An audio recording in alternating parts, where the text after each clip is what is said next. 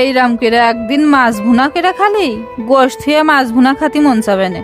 তা নিয়ে নিচ্ছি কেবলই যৌবনে পা দেছে এরকম একটা রুই মাছ। এবার মাছগুলোর মধ্যে একটু নুন আর হলুদ মাখাই থুয়ে দিলাম 10 মিনিটের জন্য রেস্টে। মাছের মধ্যে সব নুন হলুদ ঢুকে যাক। এইবার কড়াইয়ের মধ্যে সয়াবিন তেল ঢাইলে দিয়ে তেলটা গরম হয়ে গেলেই একে একে পাতায় দিলাম সেই মাছগুলো। এইবার উল্টে পাল্টে লাল লাল কড়া কড়া করে ভেজে নিতে হবে। উঠোই দিলাম আর একটা পাত্র, ওই তেলের মধ্যেই আর একটু তেল ঢেলে দিয়ে ফেলাই দিলাম 1 মুঠখানিক পেঁয়াজ কুচি আর সাথে 4-5টা কাঁচা ঝাল চিরা।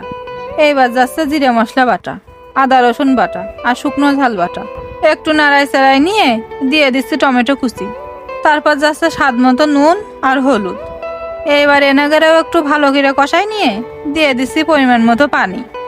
তারপর পানিটা যে ঘোরার মতো টকবক করে ফুটে উঠবে সেই দিয়ে দিচ্ছি আগে থেকে ভেজে রাখা সেই মাছগুলো দিয়ে আবার ঢেকে দিলাম।